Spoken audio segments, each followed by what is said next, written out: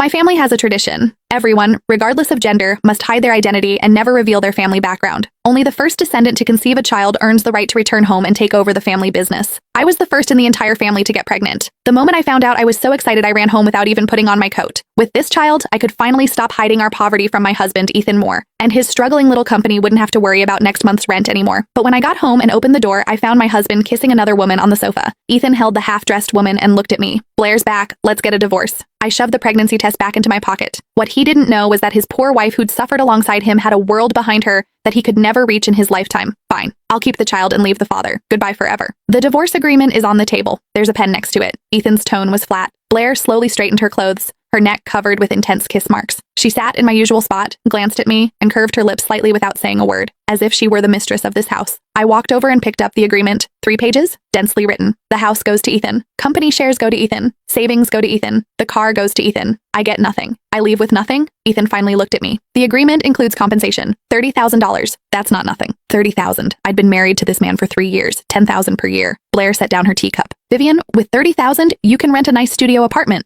I stared at her. "When did you get back?" "Yesterday." Blair tilted her head. "Ethan picked me up from the airport. He waited 4 hours. My flight was delayed. Yesterday. Yesterday, Ethan told me he had to work late at the company." Blair stood up and walked to Ethan's side, naturally linking her arm through his. "Ethan said you're a good person and wouldn't make things difficult for me." Ethan didn't pull away from her touch. The phone in my pocket pressed against the pregnancy test, jabbing painfully into my thigh. I'd planned to come home and tell him, "Ethan, we're having a baby. You won't have to lose sleep over rent anymore. Won't have to grovel and drink with clients until you get stomach bleeding." I thought today would be our best day. "Where's the pen?" Ethan pointed to the coffee table. I crouched down to get the pen. From this angle, I could see Blair's hand resting on Ethan's waist. When I uncapped the pen, the pregnancy test nearly slipped out of my pocket. I quickly pressed it back in. "Sign on the last page. Date it today." Ethan's voice came from above. I signed my name, Vivian Stone, put down the pen, and stood up. "Fine. The agreement needs to be filed at the courthouse to take effect. Tomorrow morning at 9, I'll come find you." After speaking, Ethan picked up his phone and unlocked it right in front of me, scrolling to his contacts. He changed my label from "My Darling Wife" to Vivian Stone. Then he closed his phone and put it back in his pocket. Blair leaned on his shoulder. "Ethan, I want to eat your spaghetti." "All right, I'll make it right now." Ethan actually turned and went into the kitchen. 3 years, and he'd never cooked for me once. I'd asked him if he could cook. He said no, said he couldn't even fry an egg without burning it. Now he tied his apron with more practiced ease than tying his shoelaces. Blair shrugged at me. "Vivian, don't just stand there. Hurry and take whatever you need. Tomorrow I'm having people come redecorate. I looked at your clothes. They're all pretty worn. Don't bother taking them. They're too shabby even for cleaning rags." I went back to the bedroom and grabbed my important documents and a cloth bag containing a few things I'd brought from home when I got married. Things that had nothing to do with Ethan. When I came out and passed the kitchen, Ethan was cutting tomatoes. The knife thumped against the cutting board. He didn't look up. I changed my shoes at the door.